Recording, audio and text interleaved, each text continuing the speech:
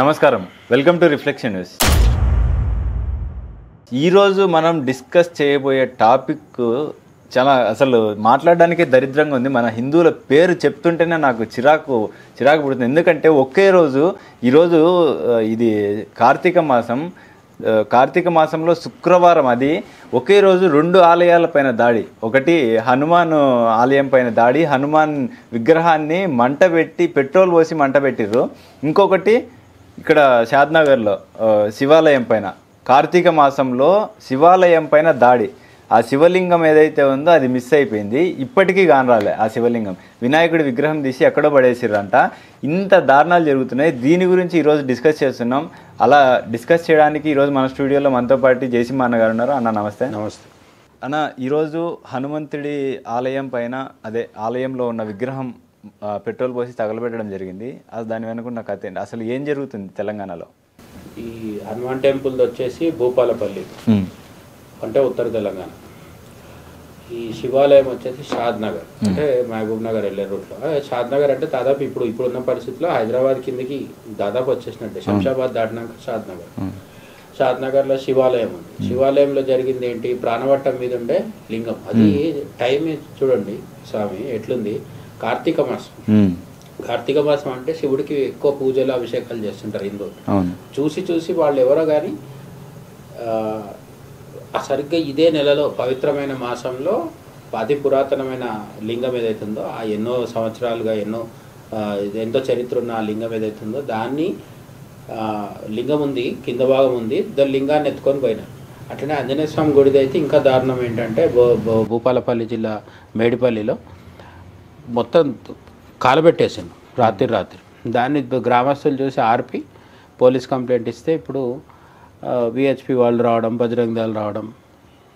ఇప్పుడు సమస్య ఏమవుతుందంటే ఈ మధ్యకాలంలో అసలు సరే ఇటువంటి రోజు జరుగుతుంటే హిందువులకు స్పందించరు. మనకు దున్నపోత మీద నీళ్ళు పోసినట్టుగా ఉంటాం మనము. ఇది మన సమస్య కాదు, తెలుగు రాష్ట్రాలు కాదు, మొత్తం భారతదేశం పరిస్థితి అదే. ప్రపంచంలో ఎక్కడ హిందువులు ఉన్నా అదే. కెనడాలో కూడా హిందూ దేవాలయాల మీద దాడులు జరుగుతున్నాయి.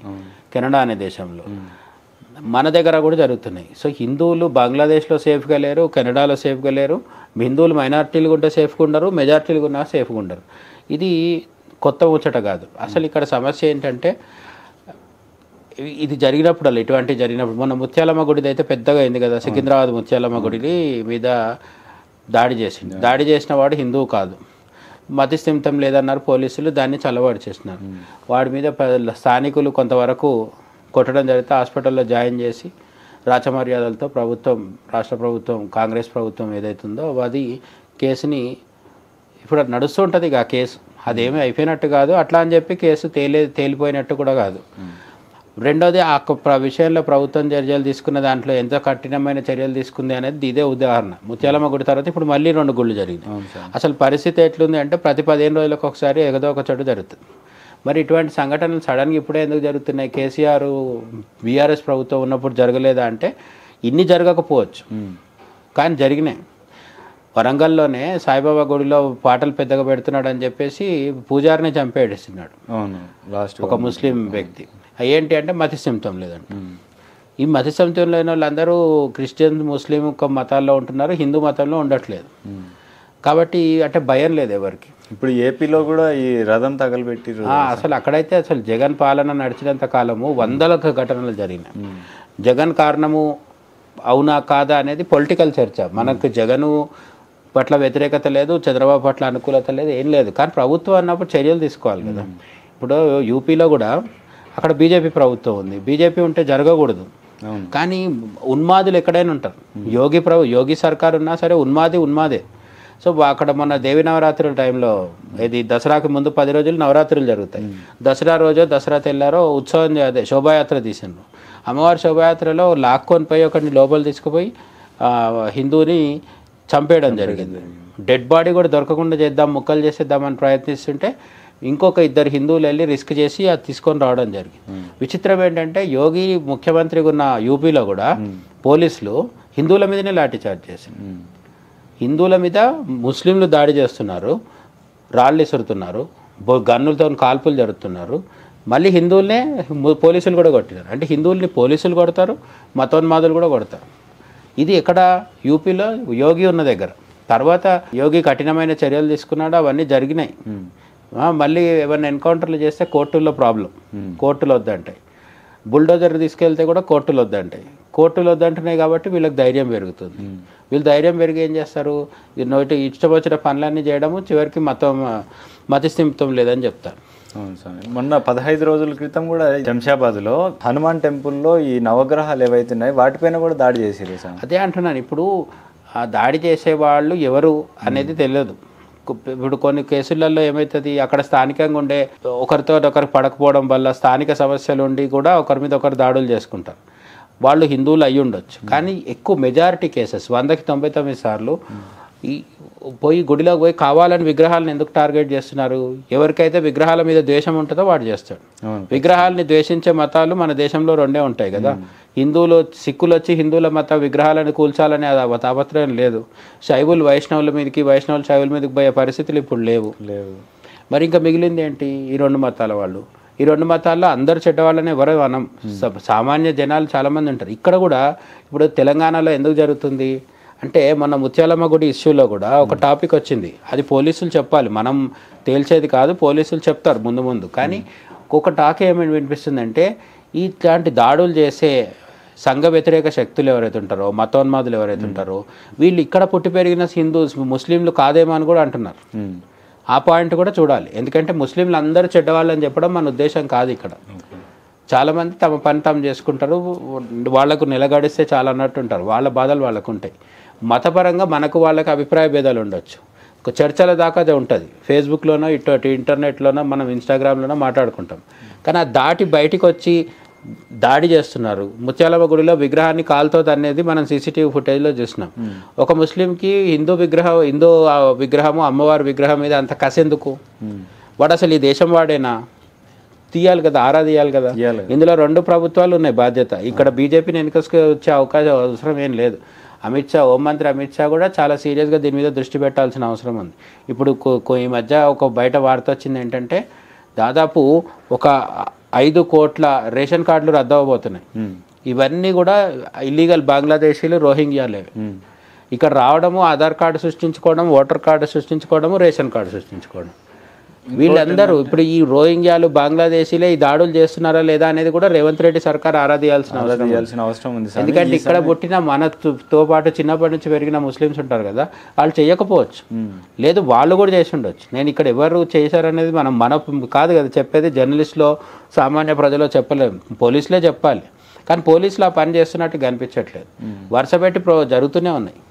జనాల్లో అంటే దాడులు చేసే మతోన్మాదులు ఎవరైతే ఉన్నారో వాళ్ళకి భయం కలిగించడంలో పోలీసులు ఫెయిల్ అవుతున్నారు. ఇంకోటి ఏంటంటే వాళ్ళకు గవర్నమెంట్ సపోర్ట్ ఉంది స్వామి. అయితే ఈ హనుమాన్ గుడిలో హనుమాన్ విగ్రహాన్ని కాల్చిండ్రు కదా పెట్రోల్ పోసి, అక్కడ వాళ్ళ ఊరి వాళ్ళు ఏం చెప్తున్నారంటే, ఈ అక్కడ చుట్టుపక్కల అంటే ఇక్కడ వాళ్ళు కాకుండా వేరే దేశం వాళ్ళు, రోహింగ్యాలు, ఇక్కడ భాష మాట్లాడకుండా వాళ్ళు అనుమానాస్పదంగా చాలా సార్లు ఇటువంటివి చేసేవన్నీ వాళ్ళే చేస్తారు. ఎందుకంటే ఇక్కడ పుట్టి ఇక్కడ పెరిగినోడు ఇప్పుడు అది చేసిన తర్వాత వాడి మీద కేసు ఓపెన్ అయితే ఎటుపోతాడు? కాబట్టి వాడు ఇక్కడ ఉండేవాడు చేయడు అంటే ఇక్కడ అర్థం ఏంటంటే, ఇక్కడ మతోన్మాదులే లేరని కాదు, అన్ని మతాల్లో మతోన్మాదులు ఉంటారు. హిందువుల్లో కూడా ఉండొచ్చు. నేను ఇక్కడ హిందువులు మంచోళ్ళు, ముస్లింలు, క్రిస్టియన్ చెడ్డోళ్ళు అని చెప్పట్లేదు. కానీ అసలు మన దేశంలో ఎవడో వచ్చి ఉండడం తప్పు కదా. ఇదైతే శాంతి భద్రతల విషయం కదా. సరే, కొన్ని విగ్రహాలు తగలబెట్టినారు, హిందువుల మనోభావాలు దెబ్బతిన్నాయి. సరే, కాంగ్రెస్కి ఇక్కడ మన రేవంత్ రెడ్డికి, రాహుల్ గాంధీకి కాంగ్రెస్ ఓట్లు, హిందువుల ఓట్లు అక్కర్లేదు అనుకుందాము, వాళ్ళు చాలా సెక్యులర్. అట్లా తీసుకున్నా కూడా హిందువుల ఓట్లు అక్కర్లేకున్నా శాంతి భద్రతలు అయితే ఏదే రాష్ట్రంలో అయినా ముఖ్యమే కదా. మరి ఆ శాంతి భద్రతలు దెబ్బతినే విధంగా ఇటువంటి పనులు చేస్తుంటే ఎంతకాలం అని సహనం ఉంటుంది జనాలకి? మొన్న ముత్యాలమ్మ గుడి విషయంలో జరిగినప్పుడు కూడా పెద్ద ఎత్తున ప్రజలు వస్తే తగ్గొట్టడం జరిగింది. అంటే మీకు ఏం చేయడం వీలు కాకపోతే లాఠీ చార్జ్ చేస్తారు. అంటే ఇప్పుడు నెక్స్ట్ ఎప్పుడు ఎన్నికలు రావా? అయిపోయిందా ఇక ఎన్నికలు? దేశంలో ఎన్నికలే లేవా? ఎన్నికలు వచ్చినప్పుడు ప్రజలు తీర్పిస్తారు కదా. కాబట్టి రేవంత్ రెడ్డి కానీ లేకపోతే ఎవరైనా సరే, ఏ రాష్ట్రంలో అయినా సరే ఆలోచించుకోవాలి. అంటే అతిగా మైనారిటీ సంతుష్టీకరణ చేస్తూ ఇట్లనే ముందుకు పోతే మతోన్మాదులు రెచ్చిపోతే అది అందరికీ ప్రమాదం. ఇంకోటి ఏంటంటే స్వామి, మనం ఎప్పుడు చూసుకున్నా కానీ ఈ గవర్నమెంట్ వచ్చిన నుంచి మరీ ఎక్కువ ఉన్నాయి. ఆల్మోస్ట్ నేను అదే చెప్తున్నాను కదా, ఇప్పుడు ఇక్కడ బీఆర్ఎస్ ఉన్నప్పుడు అక్కడ జగన్ ప్రభుత్వం ఉండేది, అప్పుడు అక్కడ ఇదే వార్తలు ఉండేవి. ఏది శ్రీరాముడి విగ్రహం తల నరికారని, అంతర్వేది రథం కాలిపోయిందని ఇదొక చర్చ. ప్రతి దగ్గర జగన్ వెళ్ళడము, నష్టపరిహారం ఇస్తానడం, కొత్త విగ్రహం పెట్టుకో, కొత్త రథం పెట్టుకో అని చెప్పేసేవాడు. మరి చంద్రబాబు ప్రభుత్వము, జగన్, పవన్ కళ్యాణ్ ఉప ముఖ్యమంత్రి వచ్చిన తర్వాత ఎందుకు తగ్గినాయి? అవ్వట్లేదని కాదు, జరగచ్చు, మనకు దాకా రాకపోవచ్చు, కొన్ని మీడియా హైలైట్ చేయకపోవచ్చు, ఇవన్నీ ఉంటాయి, నేను కాదనట్లేదు. ఇప్పుడు మళ్ళీ ఎల్లో మీడియా అనే చర్చ వస్తుంది. చంద్రబాబుకు అనుకూలంగా మీడియా జగన్ ఉన్నప్పుడు చెప్పినట్టు ఇప్పుడు చెప్పట్లేదు అని కూడా అనొచ్చు. నేను అందుకే ఏమంటున్నా అంటే, ఏపీలో గుడుల మీద దాడులు ఇప్పుడు కూడా జరుగుతున్నాయి అనుకున్నాను, కానీ సంఖ్య ఎందుకు తగ్గింది? అప్పటికి ఇప్పటికి సంఖ్య ఎందుకు తగ్గింది ఆలోచించాలి. ప్రభుత్వంలో మన వాళ్ళు ఉన్నారు అనే ధైర్యము కింద ఉన్న వాళ్ళకి వచ్చేస్తే, మతోన్మాదులకి, వాళ్ళు ఏదేం చేస్తారు. ఇక్కడ కూడా అదే పరిస్థితి. బీఆర్ఎస్ ఉన్నప్పుడు ఏదో గొప్పగా ఉండేది పరిస్థితి అని లేదు. బైన్సాలో అల్లర్లు జరిగినాయి కదా, హిందువుల ఇళ్ళు తగలబెట్టేస్తున్నారు కదా. అప్పుడు ఇల్లు తగలబెడితే ఇప్పుడు గుళ్ళు తగలబెడుతున్నారు.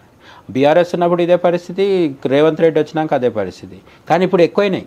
హిందువులు అర్థం చేసుకోవాలి, చేతులు కట్టుకొని ఉంటే ఇళ్లలోకి వచ్చి మన ఆడపిల్లలను కూడా తీసుకుపోతారేమో వాళ్ళు, అయినా కానీ వీళ్ళు పట్టించుకో ప్రభుత్వం. ఇప్పుడు తెలంగాణ, ఆంధ్రప్రదేశ్లో బెంగాల్ అవ్వడానికి ప్రిపరేషన్ జరుగుతుంది ఖచ్చితంగా. బెంగాల్లో ఇప్పుడు మీరు చెప్పిన పరిస్థితే ఉంది. అక్కడ సందేశ్ ఖాళీ అనే ఊర్లో ఏం జరిగిందో తెలుసు కదా. అక్కడ టీఎంసీ పార్టీ ఆఫీస్లోనే స్త్రీలను తీసుకెళ్ళి చేర్చడము ఇవన్నీ జరిగింది. ఇన్ని జరిగినా సరే అక్కడ ఉన్న టీఎంసీ గుండాగిరి ఎంత ఉందంటే, మొన్న ఎన్నికల్లో మళ్ళీ టీఎంసీనే గెలిచింది. ఎవరు, మన మమతా బెనర్జీ పార్టీ. ఒక పార్టీ అధినేత్రి, ఒక ముఖ్యమంత్రి మహిళ ఉన్నా కూడా బెంగాల్లో హిందూ స్త్రీలకు రక్షణ లేదు. దాని మీద కేసు నడుస్తుంది కోర్టులో. అతను ఎవరైతే ఉన్నారో షాజహాన్ అనే వ్యక్తి ప్రస్తుతం జైల్లో ఉన్నాడు. ఇన్ని జరుగుతున్నా సరే ఆ తర్వాత మళ్ళీ ఇంకొక డాక్టర్ కేసు కూడా చాలా పెద్ద గొడవ అయింది. బయటకు వచ్చింది. బెంగాల్లో మతపరమైన హింస ఉంది, స్త్రీల మీద హింస ఉంది. అంటే ఎప్పుడైతే పరిపాలించే వాళ్ళు, మమతా బెనర్జీ కావచ్చు, కాంగ్రెస్ ముఖ్యమంత్రులు కావచ్చు, ఇక్కడ బీజేపీ వాళ్ళైనా సరే, ఇక్కడ బీజేపీని పొగుడుతున్నామని కాదు, అయితే బీజేపీ సహజంగా హిందూ ఓట్లు కావాలి కాబట్టి కొంచెం కఠినంగా ఉంటుంది, వ్యవహరిస్తుంది. మిగతా పార్టీలు ఏంటంటే ఇంకా విచ్చలవిడిగా. అప్పుడు ఉద్ధవ్ ఠాక్రే ఉన్నప్పుడు మన స్వామీజీల పని రాళ్ళు కొట్టేమంటారు, మూకదాడి చేసి చంపేసినారు కదా మన మహారాష్ట్రలో. పాల్గర్ సాధువులని చంపేసినారు. ఎక్కడైతే సెక్యులర్ ముఖ్యమంత్రులు ఉంటారో అక్కడ ఇటువంటివి జరుగుతుంటాయి. కర్ణాటకలో ఇప్పుడు మొన్న సిద్ధరామయ్య ప్రభుత్వం వచ్చిన తర్వాత ఏంటి, రోజు గొడవలే. అక్కడ చేసే కాంట్రవర్షియల్ రిమార్క్స్ అయితే అసలు ఎవరు చేయరు. పాకిస్తాన్ మాకు శత్రుదేశం కాదని ఒకడు అంటాడు. అయోధ్యలో రాముడి విగ్రహానికి శిల్పి పైన ఆ గ్రానైట్ ఎవరు ఇచ్చిండ్రో ఆయన మీద ట్యాక్స్ వేసిండ్రు. అంత కసెందుకు? అయోధ్య రామాలయానికి మీది గ్రానైట్ ఇచ్చిన ఒక పేద రైతు మీద మీకు ఎందుకు అంత కసి? అంటే హిందువులని కాంగ్రెస్ వాళ్ళు వేధిస్తారు, మైనారిటీ మతోన్మాదులు వేధిస్తారు. వీళ్ళు కాకుండా మీడియా వాళ్ళు వచ్చి శుద్ధులు చెప్పేదాన్ని కూడా, మెయిన్ స్ట్రీమ్ మీడియా వాళ్ళు వచ్చి కూడా చెప్పేది కూడా వీళ్ళకే, హిందువులకే చెప్తారు.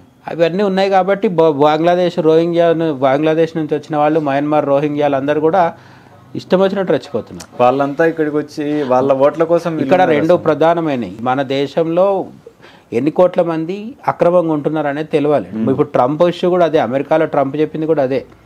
ఎవడంటే వాడు దేశంలోకి వచ్చేస్తే వాడు చేసే నేరాలన్నిటికీ ఎవరు బాధ్యత తీసుకోవాలి? ఓట్లేమో అక్కడైతే కమలా హ్యారిస్కి కావాలి, జో బైడెన్కి కావాలి, ఇక్కడైతే మన కాంగ్రెస్కి కావాలి, ఉద్ధవ్ ఠాక్రేకి కావాలి, మన ఎవరు బెంగాల్ ముఖ్యమంత్రి మమతా బెనర్జీకి కావాలి. మీరు ఓట్లు వేయించుకుంటారు, సీఎంలో అయిపోతారు. కానీ రోజు టార్చర్ భరించేది ఎవరు? సామాన్య ప్రజలు. రాత్రిపూట నిర్భయ లాంటి ఒక కేసు జరిగింది కదా, రాత్రిపూట ఒక అమ్మాయో లేకపోతే ఎవడన్నా సాఫ్ట్వేర్ ఉద్యోగం రాత్రిపూట ఒంటరిగా వస్తుంటాడు, వాడి మీద దాడి జరిగితే ఆ దాడి చేసిన వాడు రోహింగ్యా అయితే వాడిని కాపాడుతున్న వాళ్ళు ఎవరు? దీని రెండు, ఒకటి నేరం చేసేవాళ్ళు బంగ్లాదేశీలు, రోహింగ్యాలు అయి ఉండొచ్చు. వాళ్ళు ఇక్కడికి వచ్చి ఉంటున్నారంటే ఇక్కడ స్థానికంగా ఉన్న వాళ్ళ మతం వాళ్ళు హెల్ప్ చేస్తేనే కదా. కాబట్టి వాళ్ళని కూడా గుర్తించాలి. ఇక్కడ పుట్టి ఇక్కడ పెరిగిన ముస్లింలు అందరూ మంచి వాళ్ళే, కాదని చెప్పట్లేదు. కానీ బయట నుంచి వచ్చిన వాళ్ళకి సహకరిస్తున్నది ఎవరు? మరి వాళ్ళే. వీళ్ళని కూడా గుర్తించాలి. ప్రభుత్వం ఈ పనులు చేయకుండా 6 ఉచిత పథకాలు 7 ఉచిత పథకాలు అని చెప్తున్నారు మనల్ని గురిడి కొట్టించడానికి. బీరు బిర్యానీకి ఉచిత బస్సుకు ఓట్లేసే మనోళ్ళను అనాలి స్వామి ఫస్ట్. అదే చెప్తున్నా. హిందువుల సమస్య ఏంటంటే మనకి గుడులు, మన అమ్మవారి విగ్రహము, హనుమంతుడి విగ్రహము ఇవి కాదు ఇంపార్టెంట్. ఉచిత ఆర్టీసీ బస్సు ఇంపార్టెంట్, ఉచిత రేషన్ ఇంపార్టెంట్. అవి ఇచ్చినంత మాత్రాన ఇట్లాంటివి పట్టించుకోకుంటే ఎట్లా మరి? రెండు ఇవ్వాలి. సరే సంక్షేమం కూడా ఇంపార్టెంటే, పేదలు బాగుండాలి. సంక్షేమం ఇచ్చినంత మాత్రాన చేతులు దులిపేసుకుంటారా ముఖ్యమంత్రులు కావచ్చు, హోంమంత్రి కావచ్చు?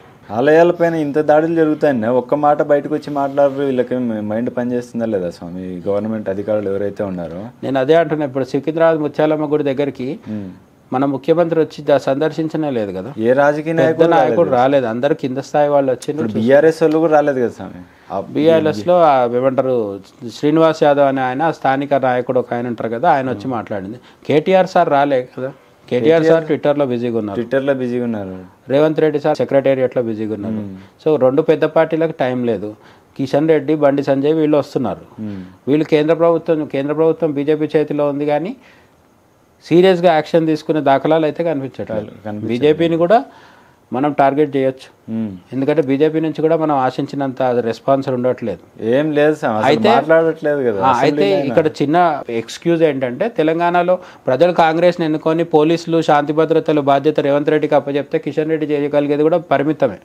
మరీ పెద్దదేమన్నా అయితే ఎన్ఐఏని పంపిస్తాడు అమిత్ షా. ఇప్పుడు చిన్న ఒక గుడి మీద దాడి జరిగితే వెంటనే అమిత్ షా వచ్చేయాలంటే కుదరదు కదా. రాష్ట్ర పరిధి వేరు, దేశ ఢిల్లీలో ఉండే ప్రభుత్వం పరిధి వేరు.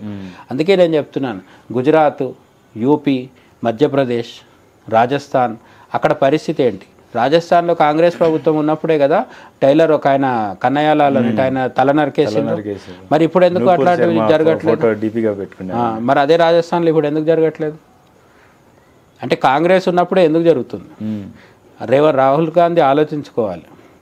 పొద్దున్న లేస్తే హిందువులని, ముతన్మదులని, మోడీని, యోగిని చిట్టేసి సోరోస్తో కలిసి అదాని మీద కుట్రలు చేస్తూ బాగుంది, అంత బాగుంది. రేపు ప్రధాని కూడా అవ్వచ్చు, రాహుల్ గాంధీ ప్రధాని అవ్వడానికి కూడా నాకేం అభ్యంతరం లేదు. కానీ వస్తే మాత్రం ఇట్లనే ఉంటే పరిస్థితి దేశమంతా జరుగుతాయి. హిందువులు ఓట్లేసి ఏమంటారు కషాయి కోసం గొర్రె ఓట్లు వేసినట్టు వేయాలి అంతే. మన వాళ్ళు బేసిక్గా గొర్రెలేసాం ఈ విషయాల్లో.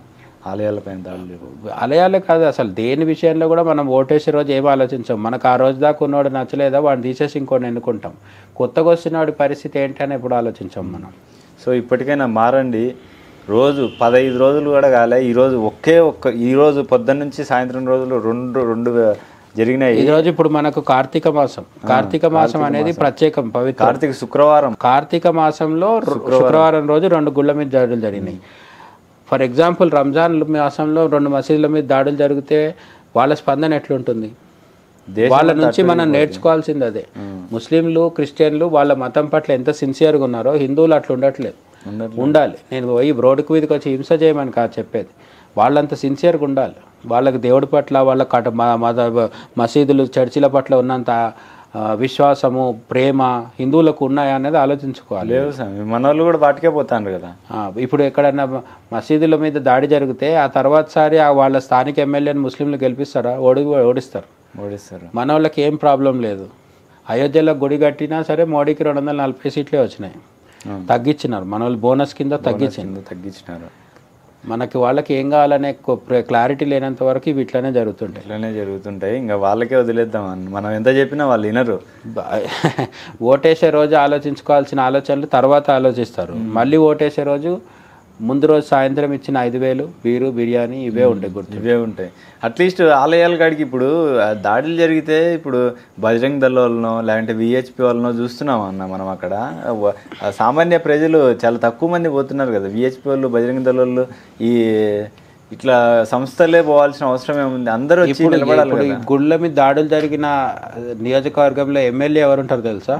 విశ్వ హిందూ పరిషత్, బజరంగ్ దళ్, వీళ్ళు సపోర్ట్ చేసే బీజేపీ ఎవరున్నారు? ఎమ్మెల్యేలంతా బీఆర్ఎస్, కాంగ్రెసే ఉంటారు. మన దగ్గర ఏంటంటే గడ్డి ఒక పశువుకి వేస్తారు, పాలు ఇంకో పశువు ఇవ్వాలి. గడ్డి వేసేది ఒక దానికి గడ్డి ఎద్దుకేస్తారు, ఆవు పాలు ఇవ్వాలి. మన వాళ్ళు అది అట్లుంటుంది. గుడి మీద దాడి జరిగితే హిందువులు ఫస్ట్ ఫోన్ చేసేది ఆర్ఎస్ఎస్, విశ్వ హిందూ పరిషత్, బజరంగ్ దళ్ వీళ్ళకి ఫోన్ చేస్తారు. ఓటు వేసే రోజు మాత్రం చేయి గుర్తుకేస్తారు, కారు గుర్తుకేస్తారు. మొత్తం 117 అసెంబ్లీ స్థానాలు ఉన్న దాంట్లో బీజేపీకి 8 వచ్చినాయి. బీజేపీ తప్పు లేదని కాదు, మళ్ళీ ప్రజలు వేయట్లేదు అని ప్రజల మీద తోయట్లేదు. బీజేపీ వాళ్ళు కష్టపడితే బీజేపీకి మధ్యప్రదేశ్, ఉత్తరప్రదేశ్లో ప్రజలు ఇస్తున్నారు కదా. తెలంగాణ బీజేపీ చాలా కష్టపడాలి. తెలంగాణ బీజేపీ చేతులు ఎత్తేసి కూర్చొని మాకు కూర్చొని ఉంటే ఇస్తారులే, ఇంకో 4 గుళ్ళ మీద దాడులు జరిగితే మాకు అవకాశం వస్తుంది అనుకుంటూ ఊరుకోవని కాదు. తెలంగాణ బీజేపీ మారాలి, కష్టపడాలి, కానీ ప్రజలు ఆలోచించుకోవాలి. బీజేపీ కంటే బీఆర్ఎస్ కాంగ్రెస్ ఎందుకు బెటర్ అని అనుకుంటున్నారో వాళ్ళకే ఐడియా ఉండాలి. ఇంతకు మించి మాట్లాడలేం. రోజుకోటి జరుగుతున్నాయి. అందరూ ఇప్పటికైనా మారండి హిందువులు, దయచేసి. జై హింద్.